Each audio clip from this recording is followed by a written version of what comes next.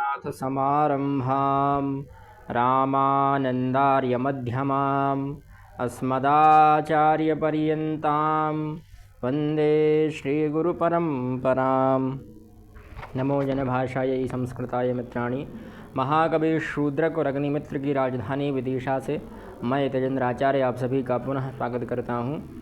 आज हम CUET UG के अंतर्गत संस्कृत साहित्य का सामान्य परिचय का अध्ययन करेंगे। इसमें जो प्रमुख ग्रंथ हैं, प्रमुख कवि हैं, प्रमुख रचनाएं हैं, उनका अध्ययन करेंगे, है ना। ज़्यादा विस्तृत नहीं पढ़ेंगे, केवल सामान्य मोटा मोटा आप लोगों को बताएंगे और वही आपके लिए आवश्यक है CUET UG की परीक्षा के लिए। इससे पूर्व हम एक और वीडियो जो है वो ऐड कर चुके हैं, उसमें आपकी प्लेलिस्ट में वैदिक वाङ्मय के नाम से है।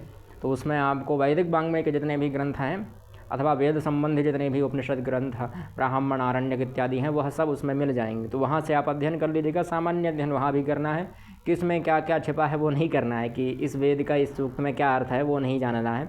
केवल सामान्य कि वह वेद उसमें कितने श्लोक हैं, कितने मंडल हैं, कितने अध्याय इत्यादि, वह सामान्य चीज़ें जाननी हैं, ठीक है।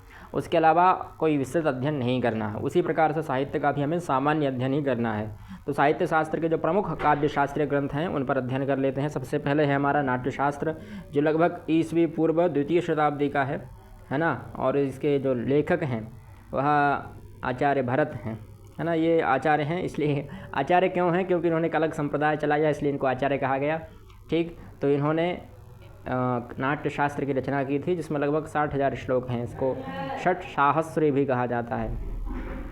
और काव्यालंकार यह आचार्य भामह ने लिखा। यह काव्य अलंकार संप्रदाय के प्रवर्तक हैं। पर काव्यादर्श दंडी ने लिखा, यह 7वीं शताब्दी के थे। काव्यालंकार संग्रह उद्भट ने लिखा। काव्यालंकार सूत्र बामन ने लिखा। काव्यालंकार रुद्रत ने लिखा, है ना, ठीक। फिर ध्वन्यालोक लिखा आनंदवर्धन ने। ये ध्वनि संप्रदाय के प्रवर्तक हैं। संप्रदाय हम आगे पढ़ लेंगे, अभी तो इसका विस्तृत वर्णन नहीं करेंगे। फिर काव्य मीमांसा है राजशेखर की।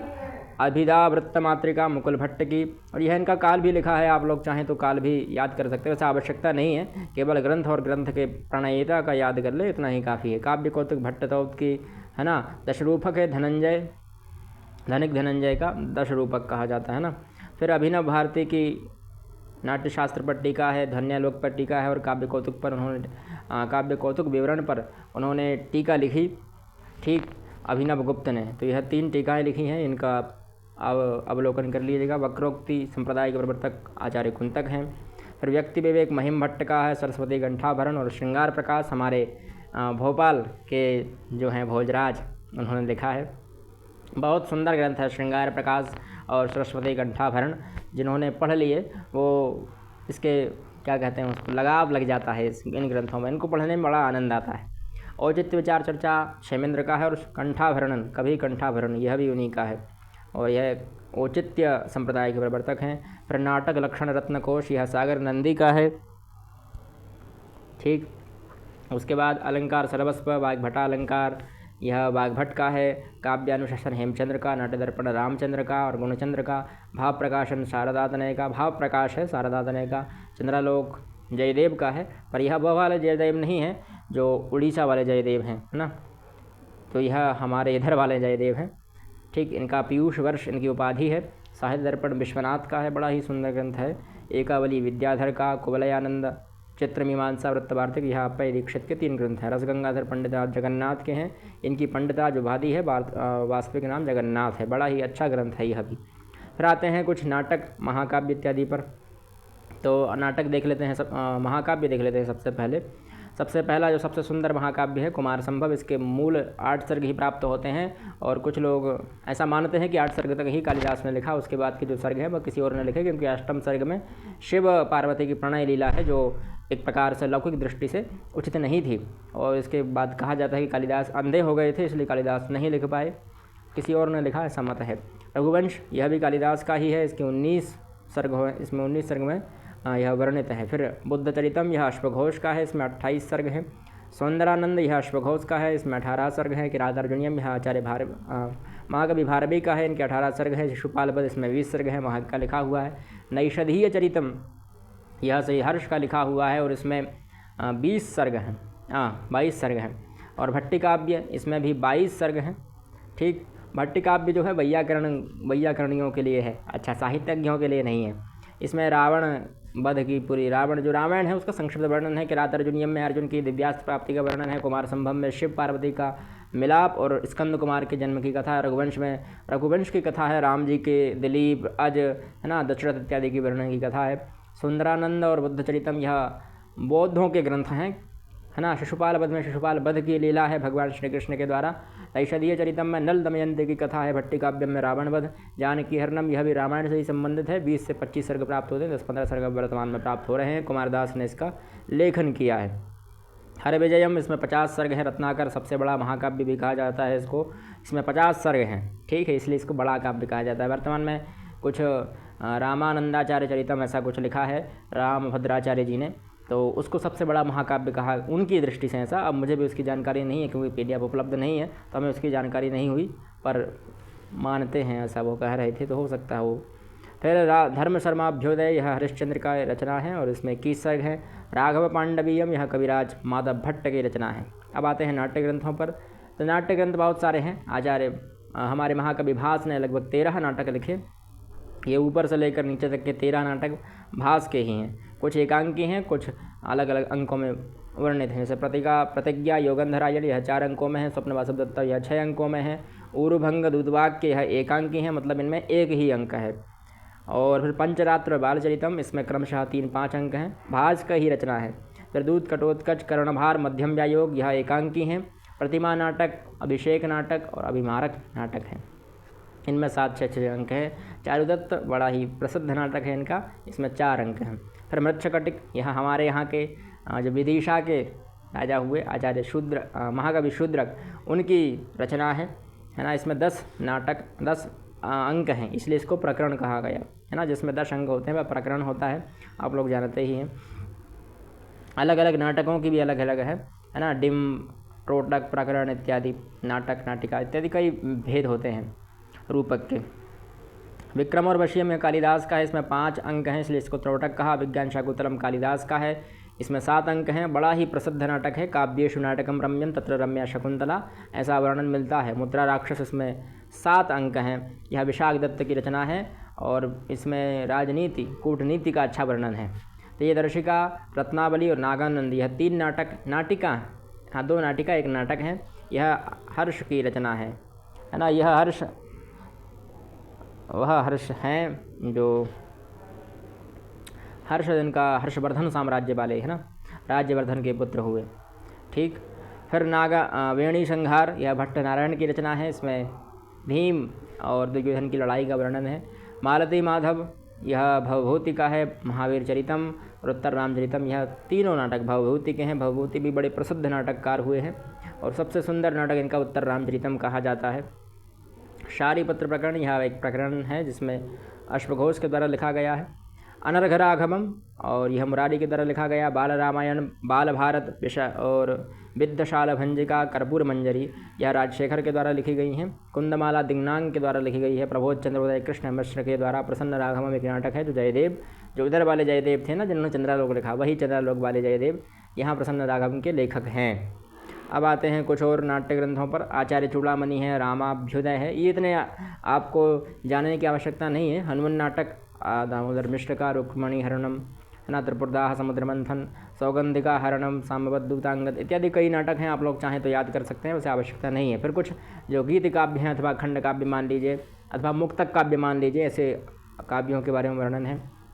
तो ऋतुसंहार और मेघदूत यह कालिदास की 2 रचनाएं हैं। फिर नीति शतक, श्रृंगार शतक, वैराग्य शतक यह भर्तृहरि की 3 रचनाएं हैं। फिर अमरुक शतक अमरुक जी की है। गीत गोविंद जयदेव का है, यह जयदेव उड़ीसा वाले हैं, ठीक है। फिर यहाँ पंडित राज जगन्नाथ के इतने सारे ग्रंथ हैं, ये सब आप अभ्यास कर लीजिएगा, ठीक है।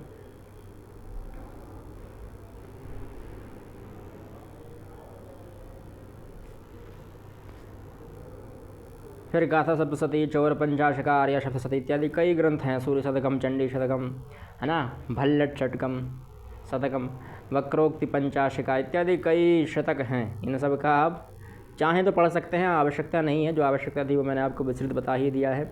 फिर यहाँ पर कुछ और गद्य काव्य हैं, जैसे दश कुमार चरितम, यह पढ़ने वाली चीज़ है। दश कुमार चरितम आचार्य दंडी महाकवि दंडी का है। अवंती सुंदरी कथा यह भी दंडी की ही रचना है। वासवदत्ता यह सुबंधु की रचना है। कादम्बरी यह भी बाणभट्ट की रचना है। और हर्षचरितम यह भी बाणभट्ट की रचना है। ये कथा एक प्रकार की आख्यायिका है ना, क्रमशः वर्णन मिलता है इसमें, गद्य काव्य हैं। और मंदार मंजरी विश्वेश्वर पांडेय की रचना है। और वर्तमान समय की सबसे प्रसिद्ध रचना शिवराज विजय, जो अभी 16वीं सत्रहवीं शताब्दी में लिखा है अंबिका दत्त व्यास ने। यह ऐतिहासिक उपन्यास है और बड़ा ही सुंदर उपन्यास है, इसको पढ़िएगा, आनंद आता है इसमें भी। फिर इसके बाद यह सब हैं, इनको आप लोग चाहें तो पढ़ लें, इनमें भी कोई ज़्यादा फेमस नहीं है।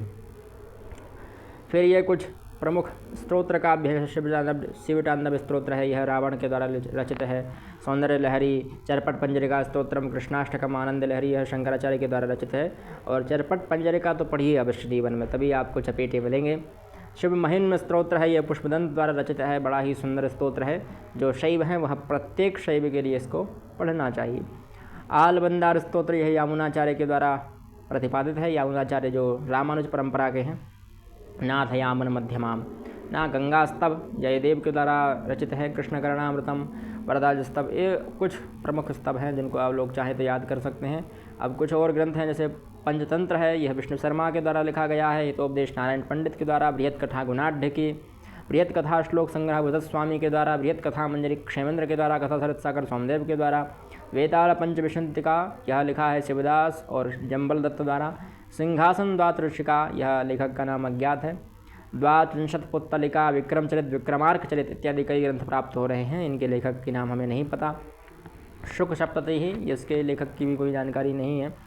पुरुष परीक्षा भोज प्रबंध यह बल्लाल हुसैन के द्वारा लिखा गया है। जातक माला आर्यसूर के द्वारा लिखा गया है ना। यह वही बौद्ध ग्रंथ है जातक इत्यादि। प्रबंध कोश राजशेखर का है। उदय सुंदरी कथा शौढल के द्वारा है। अब कुछ ऐतिहासिक काव्यों की रचना देख लेते हैं। बुद्ध चरित है, अशुचरित है ना। गौड़पदहा ये बागपति राज के द्वारा है। नवसाहसांक चरित है ना। विक्रमांक चरित इत्यादि। विक्रमांक देवचरित राजतरंगिणी यह कश्मीर वर्णन है, इसमें कलहन के द्वारा लिखी गई है। सोमपाल विजयम यह जलहन के द्वारा लिखी गई है। प्रबंध कोश राजशेखर के द्वारा। और बेम भूपाल चरितम यह बामन भट्ट के द्वारा। आपको चंपू काव्यों पर आते हैं। चंपू काव्य हमने गद्य पढ़ लिए, पद्य पढ़ लिए, पर गद्य और पद्य मिश्रित को चंपू काव्य कहते हैं, जिसमें श्लोक भी हो और गद्य भी हो, उसको चंपू कहते हैं। नल चंपू जो है त्रिविक्रम भट्ट के द्वारा लिखा गया है ना। मदालसा चंपू यह त्रिविक्रम भट्ट एक अभी है। पर जीवनधर चंपू यह हरिश्चंद्र के द्वारा। सबसे प्रसिद्ध चंपू जो है नल चंपू ही है। और उसके बाद एक और है रामायण चंपू है ना, यह राजा भोज के द्वारा लिखा गया है। ठीक, भागवत चंपू, भारत चंपू इत्यादि कई चंपू ग्रंथ हैं। इनको आप पढ़ेंगे तो आनंद आएगा। सब पढ़ने वाले ही हैं। फिर कुछ पत्रिका इत्यादि हैं, पत्र पत्रिकाएं आप लोग पढ़ना चाहें तो अच्छी बात है। वैसे इनके पूछने वाले नहीं रहे हैं, इतना भयंकर आपको नहीं पूछेंगे। फिर पितामह, प्रापितामह इत्यादि आपको जानना है। किसी कवि के कौन पिता रहे, कौन माता रही, कौन पितामह रहे, ये सब जानना है तो आप लोग पढ़ सकते हैं सारणी को। वैसे आवश्यकता नहीं है पढ़ने की। फिर कुछ कवियों के उपनाम, जैसे वाल्मीकि को हमने आदि कवि कहा, अर्ष कवि कहा। कृष्णद्वैपायन को व्यास अथवा वेदव्यास। कालिदास के लिए सबसे ज़्यादा उपाधि मिली है। दीप शखा, रघुकार, कवि कुलगुरु, कविता कामिनी विलास, उपमा सम्राट इत्यादि उपमा कालिदास ऐसे कई लेख मिलते हैं। अंबिका दत्त व्यास के लिए घटिका शतक, सुकवि, शतावधान, अभिनव बाण, भारत रत्न इत्यादि कई उपाधियाँ प्राप्त हुई हैं। बाणभट्ट के लिए तो क्या कहे, बाणभट्ट के लिए तो कहा जाता है कि बाणोच्छिष्टम जगत सर्वम। जो सब हम शब्दों का प्रयोग कर रहे हैं, यह सारे शब्द बाण के ही झूठे शब्द हैं। इतना भयंकर शब्दों का प्रयोग किया उन्होंने कि आज भी लोग कादम्बरी को पढ़ने से चकराते हैं, है ना। तो उनके लिए कई उपमाएँ हैं। पंचबाणस्तु बाणः, बाणस्तु पंचाननः, कविता गणन केसरी, वश्यवाणी चक्रवर्ती, गद्य सम्राट, बाणी बाणो बभूव, कविता कामिनी कौतुक तुरंगबाण, गद्यम कवीनां निकषं वदन्ति, बाणोच्छिष्टं जगत सर्वं, बाणः कवितामिह चक्रवर्ती, महानयम भुजंगा, सर्वेश्वर इत्यादि कई उपमाएँ हैं। पर जयदेव के लिए मल्लिनाथ, त्रिविक्रम भट्ट, विश्वनाथ, जगन्नाथ, भारवी, माघ, भवभूति आप लोग चाहें तो इनका अध्ययन कर सकते हैं। भट्टनारायण, आनंदवर्धन, कुंतक, किसकी क्या उपाधि है वो इसमें लिखा है। ठीक है, अब आगे चलते हैं। क्षमारा, प्रभाकर, विष्णु, हर्षवर्धन सबकी उपाधियाँ लिखी गई हैं कि किस किस की क्या उपाधियाँ थीं। अब कौन कौन कहाँ का था, तो कालिदास उज्जैनी के थे। कुछ लोग कश्मीर का मानते हैं, कुछ लोग बंगाल का मानते हैं, और मैं निजी मत से विदिशा का मानता हूँ, है ना। बाणभट्ट जो है वह प्रीतिकूट, क्योंकि उन्होंने वर्णन भी किया है। देशाम दिक्षु पृथ्वी विदिशा लक्षणाम राजधानी, तो बड़ा आनंद आया मुझे पढ़कर। मुझे लगा कि विदिशा के ही हैं, और मेघदूत तो उनकी रचना विदिशा में ही लिखी गई है, उदयगिरी की गुफा में।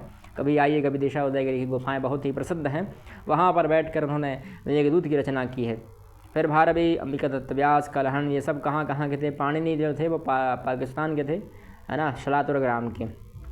पतंजलि गोनर्द, है ना, दंडी विदर्भ के थे। भवभूति पद्मपुर के थे, दक्षिण भारत में है। अश्वघोष साकेत के थे, यानी अयोध्या के थे, है ना। माघ के अलग अलग मत हैं। श्रीहर्ष कन्नौज के राजा थे ना, जो राजा ही थे वह तो। भट्टी वल्लभी के थे। कुमारदास श्रीलंका के थे। शूद्रक दाक्षिणात्य थे पर हमारे यहाँ राज्य किया। स्थानेश्वर अर्थात थानेश्वर के हर्ष हुए। पट्टनारायण कान्यकुब्ज नृप यशोवर्मा के यह वो कान्यकुब्ज कान्नौज के थे ना। राजशेखर या विदर्भ के जयदेव या विदर्भ प्रांत के थे कुंडीनगर। यह प्रसन्न राघवकार अर्थात चंद्रालोक के लेखक हैं, है ना, उनको समझिएगा। उड़ीसा वाले वो अलग हैं, ठीक। ये सब कवि तो कवियों की लिखी है, कौन कहाँ के थे। अब संस्कृत के प्रमुख जो कवियों, नायकों, ऋषियों का गोत्र एवं वंश, यह भी हमें पढ़ने के लिए आवश्यक नहीं है, पर आप लोग चाहें तो पढ़ सकते हैं, कोई आवश्यकता नहीं है पढ़ने की वैसे तो। अब आते हैं संप्रदाय पर, तो कुछ कवियों के संप्रदाय हैं, जैसे शैव हैं, कुछ वैष्णव हैं, कुछ शाक्त हैं इत्यादि। कुछ गणपत्य भी हो सकते हैं ना, कुछ शौर्य हो सकते हैं, पर इनमें शौर्य और गणपत्य कभी मिलेंगे। अब आते हैं राज्याश्रय, किस राजा के आश्रित रहे। कवि कालिदास रहे विक्रमादित्य के आश्रय में, बाणभट्ट हर्षवर्धन के आश्रय में रहे, इसलिए उन्होंने हर्षचरितम लिखा, है ना। भारवी ने पुलकेशन द्वितीय के अनुज जो थे विष्णुवर्धन, उनके आश्रय में रहे। भवभूति यशोवर्मा के आश्रय में रहे। कान्यकुब्ज नृप यशोवर्मा के, है ना, आश्रय में थे वे खुशहाल। फिर भवभूति, दंडी इत्यादि कई कवियों के नाम हैं, देखते रहिएगा कौन किसके उसमें रहा। अब कुछ कवियों के प्रिय रस। कालिदास का श्रृंगार प्रिय था, भवभूति को करुण रस प्रिय था, उन्होंने करुण को रसराज कहा, है ना। भारवी का वीर रस और श्रृंगार रस प्रिय था। किरात अर्जुनीयम में आप देख सकते हैं, श्रृंगार का भी अद्भुत वर्णन है और वीर का रस का तो है ही। फिर माघ को वीर रस अत्यंत प्रिय था, पर उन्होंने श्रृंगार का भी प्रयोग किया है। बाणभट्ट को श्रृंगार, श्रीहर्ष को श्रृंगार, भास को श्रृंगार और वीर रस बहुत पसंद था। अमरूक और जयदेव को भी श्रृंगार रस ही पसंद है। फिर किस कवि को क्या प्रिय छंद हैं, से वाल्मीकि के प्रिय छंद हैं अनुष्टुप, रामायण पूरी अनुष्टुप में ही है, कुछ आगे पीछे होगा, है ना। इंद्र वज्र, उपेंद्र वज्रा, उपजात इत्यादि का प्रयोग है। फिर व्यास का भी अनुष्टुप है, महाभारत पुराण इत्यादि में उन्होंने अनुष्टुप का ही प्रयोग किया। शार्दूल, विक्रीडित, शिखरणी इत्यादि का भी प्रयोग है समय समय पर अधिकतर अनुष्टुप छंद का ही प्रयोग है। कालिदास का आर्य अनुष्टुप, उपजाति, मंदाक्रांता इत्यादि शब्दों में इत्यादि छंद उनके प्रिय थे। मंदाक्रांता में मेघदूत लिखा, उपजाति इत्यादि में रघुवंश इत्यादि लिखा, अनुष्टुप में भी प्रयोग है। आर्य छंद का भी उन्होंने अच्छा प्रयोग किया। अश्वघोष को भी अनुष्टुप उपजाति पसंद है। भारवी को वंशस्थ पसंद था, उन्होंने प्रथम सर्ग में प्रयोग किया वंशस्थ का, है ना। उपजाति भी उन्हें बहुत बड़ा पसंद है। फिर इत्यादि सभी के लिखे हुए हैं, आप लोग चाहें तो पढ़ सकते हैं, वैसे ज़रूरी नहीं है। भर्तृहरि को शार्दुल विक्रीडित पसंद था, उन्होंने बड़े सुंदर सुंदर श्लोक लिखे हैं शार्दुल विक्रीडित में। फिर प्रिय अलंकार देख लें तो ये सब अलंकार हैं। अब शैली, रीति, गुण, यह भी हमारे लिए जानने की आवश्यकता नहीं है, पर आप लोग चाहें तो देख सकते हैं।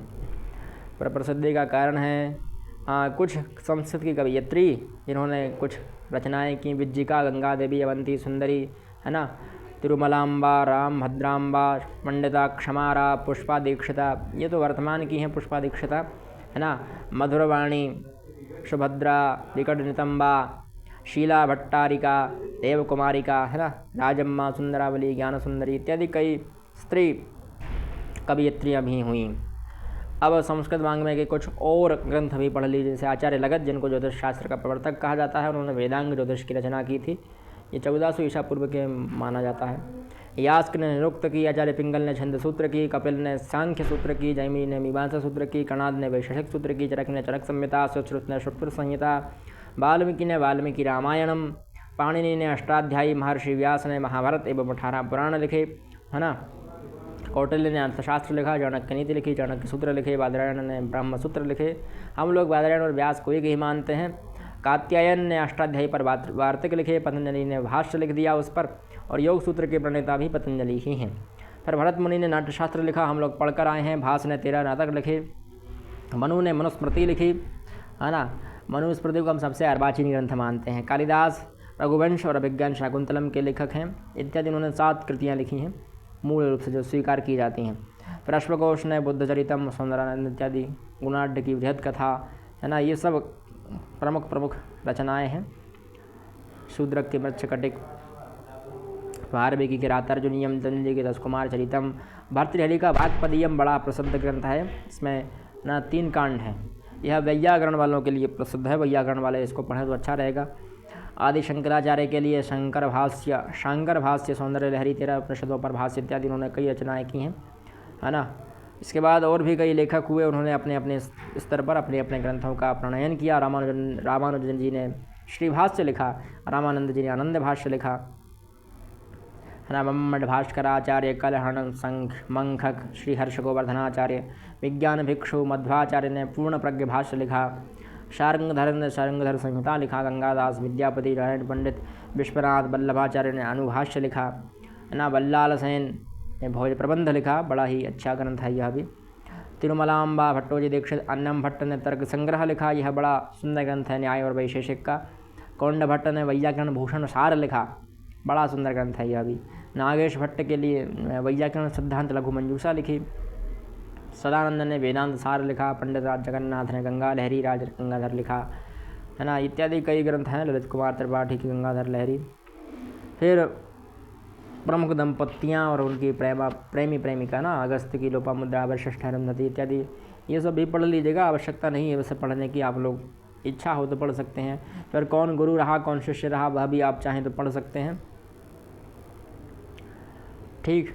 फिर इसके अलावा ये गुरु शिष्य परंपरा ही है। वर्णित राजा राजधानी, ठीक। आश्रम इत्यादि का वर्णन भी है, वैसे इसको भी पढ़ने की आवश्यकता नहीं है। कुछ मंगलाचरण भी दिए गए हैं, जैसे रघुवंश प्रारंभ होता है वागर्थाभिव संपृक्तौ से, अभिज्ञान शाकुंतलम श्रृगधरा छंद से प्रारंभ होता है, या सृष्टुराद्या भाति विधियुतम या हविर्या चाहोत्री से, है ना। श्रेय कोरोना मधिपस्य पालनी प्रजा सुवृत्तव्यम तवेदितम, यह किरातर्जुनियम प्रारंभ होता है इससे। और श्रीह पते श्रीवति शासितम जगत, यह शिशुपालपद प्रारंभ होता है। निपीयस्य यह नैषधीय चरितम प्रारंभ होता है। कश्चित् कांता विरह गुरुणा स्वाधिकारत प्रमत्ता, यह मेघदूत यहाँ से प्रारंभ होता है। इदम कविभ्यः पूर्वेभ्यो नमो वाकम प्रशास्महे, यह उत्तर रामचरितम यहाँ से प्रारंभ होता है। शिवराज विजय विष्णु और माया भगवती भागवत का श्लोक है, उससे प्रारंभ होता है। कादम्बरी का बड़ा सुंदर मंगलाचरण है। रजो जुषे जन्मनि सत्पर वृत्तये, है ना। नीति शतक होता है। दिक्कालाद्यन बच्छन्नानंद चन्मात्र मूर्तये इत्यादि। और यह किस प्रकार के मंगलाचरण हैं वह भी इसमें लिखा हुआ है। पर श्लोकों की संख्या देख लीजिए किस में कितने श्लोक हैं, तो मेघदूत में लगभग 121 श्लोक हैं और 6 श्लोक प्रक्षिप्त माने जाते हैं। उत्तर रामचरितम में लगभग 256 श्लोक हैं, अभिज्ञान शाकुंतलम में 196, ठीक। और ये सब का अलग अलग वर्णन है, आप लोग चाहें तो पढ़ सकते हैं। भगवद गीता में 700 श्लोक हैं, 18 अध्याय हैं, ठीक। ऋतुसंहार इत्यादि सबका वर्णन है। हाँ, किसने किस ग्रंथ को उपजीव्य माना और उसका वर्णन किया। रघुवंशकार ने वाल्मीकि रामायण और पद्म पुराण को उपजीव्य माना। मेघदूत का जो वर्णन लिया गया है वह ब्रह्मवैवर्त पुराण से और वाल्मीकि रामायण से दूत की कल्पना ली गई है। किरातार्जुनीयम जो है वह महाभारत का वन पर्व, शिशुपालवध महाभारत का सभा पर्व और भागवत पुराण का 10वां स्कंद का 74वां अध्याय लिया गया है। नैषधीय चरितम, इसमें वन पर्व का नलोपाख्यान लिया गया है, इत्यादि सभी ग्रंथों का वर्णन मिलता है।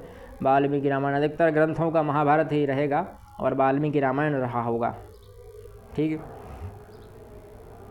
अब नायक नायिकाओं के प्रकार, कौन कौन से नायक, है ना, किस ग्रंथ के कौन कौन से नायक रहे, नायिका रहीं और उनका क्या प्रकार रहा। जैसे स्वप्न वासुदेवदत्ता के नायक रहे उदयन और उनका जो प्रकार था धीर ललित, धीर प्रशांत, धीरोदात्त और एक और कुछ होता है धीरोद्धत, है ना। 3 प्रकार के 4 प्रकार के नायक होते हैं। नायिका भी अलग अलग प्रकार की होती हैं और ऐसे अलग अलग नायिकाओं के और नायकों का वर्णन है, आप लोग चाहे तो पढ़ लीजिएगा, काम में आएगा आप लोगों को। वैसे परीक्षा की दृष्टि से उपलब्ध अच्छा नहीं रहेगा। अंगीरस, यह भी आप लोग चाहें तो पढ़ सकते हैं, वैसे यह भी परीक्षा की दृष्टि से उपयुक्त नहीं है। फिर सर्ग इत्यादि का वर्णन, छंदों का वर्णन, यह भी कोई आवश्यक नहीं है, चाहे तो पढ़ सकते हैं। फिर क्या है, यह ग्रंथों का विभाजन, कितने ग्रंथ हैं उसमें क्या विभाजन है। जैसे काव्य प्रकाश में उल्लास हैं, 142 कारिकाएँ हैं, 604 उदाहरण हैं इत्यादि। साहित्य दर्पण में 10 परिच्छेद हैं। रसगंगाधर में 4 आनंद हैं, नहीं 2 आनंद हैं, हाँ 2 आनंद हैं जहाँ तक मुझे याद है। और 10 रूपक में 4 प्रकाश हैं, काव्यदर्श में 3 परिच्छेद हैं। शिवराज विजय में 3 विराम, 12 निश्वास इत्यादि। ये सब सर्गों में विभक्त 8 से अधिक सर्ग। महाकाव्य में 8 से अधिक सर्ग होते हैं। अंकों में विभक्त 5 या इससे अधिक जो होते हैं वो नाटक होते हैं। ठीक। फिर आख्यायिका इत्यादि। वाल्मीकि रामायण में 7 कांड, 500 सर्ग, 24,000 श्लोक हैं। महाभारत में 18 पर्व, 1 लाख श्लोक हैं, लगभग 1 लाख श्लोक हैं। श्रीमद् भागवत पुराण में 12 स्कंद, 18,000 श्लोक हैं। गीता में 18 अध्याय, 700 श्लोक हैं। व्यक्ति विवेक में 3 विमर्श इत्यादि सब का वर्णन किया गया है। फिर कहाँ कहाँ किस चीज़ का वर्णन है। कादम्बरी में अच्छोत सरोवर का वर्णन है। पंपा सरोवर का कादम्बरी में वर्णन है। शालमली वृक्ष का वर्णन है कादम्बरी में। रैवेतक पर्वत का वर्णन है शिशुपाल वध में। इंद्रकील पर्वत का वर्णन है किरातार्जुनियम में। शरद वर्णन है किरातार्जुनियम में। शरद ऋतु वर्णन है शिशुपाल वध में और ऋतु संहार में। ठीक। फिर संस्कृत ग्रंथों के अपर नाम, किस ग्रंथ का क्या अलग नाम रहा, वो भी आप पढ़ सकते हैं, है ना। और दशत्रयी, गद्य बृहत्त्रयी, लघुत्रयी, उपजीव ग्रंथत्रयी, है ना, पुरुषार्थत्रयी, पाषाणत्रयी, गुणत्रयी, ये भी आप लोग चाहें तो पढ़ सकते हैं, वैसे आवश्यकता नहीं है।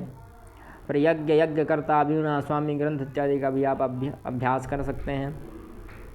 काव्य शास्त्र। अब यहाँ प्रवर्तक इत्यादि की जानकारी ले लेते हैं। जैसे रस संप्रदाय के प्रवर्तक हैं भरत, जिन्होंने नाट्यशास्त्र लिखा। इसके अलावा और भी उसके कई आचार्य रहे। अलंकार संप्रदाय के प्रवर्तक भामह, रीति संप्रदाय के प्रवर्तक वामन, ध्वनि के आनंदवर्धन, वक्रोक्ति के कुंतक, औचित्य के क्षेमेंद्र और चमत्कार संप्रदाय के कुछ आधुनिक काव्यशास्त्री हैं।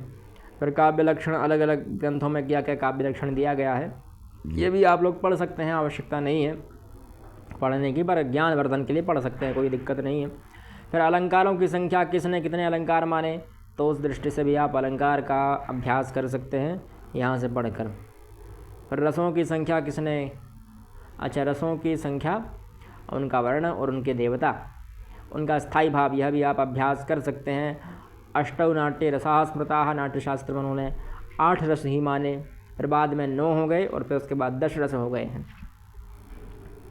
शांतोपि नवमो रसः, अभिनव गुप्त आचार्य मम्मट ने शांत रस को नवम माना और विश्वनाथ ने वात्सल्य नामक 10वें रस को भी स्वीकार किया। रूप गोस्वामी ने भक्ति रस को प्रधान रस माना। रुद्र जो हैं उन्होंने प्रयाण नामक 10वें रस की उद्भावना की। भवभूति ने करुण रस को ही एकमात्र रस मानते हैं, एको रसः करुणा एव, है ना, बाकी उनको नहीं मानते और करुण को रसराज भी कहते हैं। फिर कुछ रससूत्र का भी अभ्यास कर सकते हैं। शंखों के नाम तो ये आप कर सकते हैं, पांचजन्यम ह्रीषिकेशो देवदत्त धनंजयः अनंत विजयम राजा कुंती पुत्रो युधिष्ठिरः नकुलः सहदेवश्च सुघोष मणिपुष्पकौ, ऐसा भी याद कर सकते हैं। गीता से डायरेक्ट याद कर सकते हैं अथवा यहाँ भी याद कर सकते हैं। फिर नायकों की कोटियाँ, धीरोधत्त, कौन कौन से नायक थे, धीरोधत्त, धीरललित, धीर प्रशांत इत्यादि पढ़ सकते हैं। फिर नायिकाओं के भेद, स्वकीया, प्रौढ़ा, स्वकीया, मध्या, स्वकीया, मुग्धा, है ना, प्रौढ़ा, मध्या, मुग्धा, ये 3 प्रकार की नायिका होती हैं। सीता, द्रौपदी, यक्षिणी, शकुंतला, कादम्बरी, ये अलग अलग वर्णन है। फिर किस नाटक में, नाटक इत्यादि का वर्णन है। रूपकों के भेद हैं, नाटक, प्रकरण, भाण, व्यायोग, संवकार, दिम, ईहा, मृग, अंक, वीथी, प्रहसन। फिर नाटिका, षट्टक, ये अलग प्रकार हैं। संस्कृत नाटकों में कौन कौन से विदूषक रहे, वो भी आप चाहें तो पढ़ सकते हैं कि जैसे अभिज्ञान शकुंतलम में माढ़व्य रहा, विक्रमोर्वशीयम में माणवक है, मालविकाग्निमित्रम में गौतम है। ऐसे अलग अलग नाटकों में अलग अलग विदूषक होता है जो हंसाने का कार्य करता है। फिर कंचुकी का नाम भी है, अलग अलग ग्रंथों में अलग अलग कंचुकी रहे। नाटकीय पंचीकरण भी रहे। फिर किस नाटक में क्या क्या अलग अलग नाम भी रखे गए हैं सब ग्रंथों के। अभिज्ञान शाकुंतलम के 8 अंकों के अलग अलग नाम हैं, रत्नावली के अंकों के अलग अलग नाम हैं, छंदों की संख्या, ये सब आप छंद में पढ़ लिए होंगे। मृच्छकटिकम के अंकों के नाम। फिर संख्यात्मक महत्व, ये हमें जानकारी नहीं चाहिए, आप लोग चाहें तो पढ़ सकते हैं ज्ञानवर्धन के लिए कि एक चीज़ क्या है, 2 क्या है, 3 क्या है, 4 क्या है, ये सब आप लोग चाहें तो अभ्यास के लिए पढ़ सकते हैं, है ना। बाकी इतना ही है हमारे साहित्य में। पुनः मिलते हैं, तब तक के लिए जयतु संस्कृतम जयतु भारतम।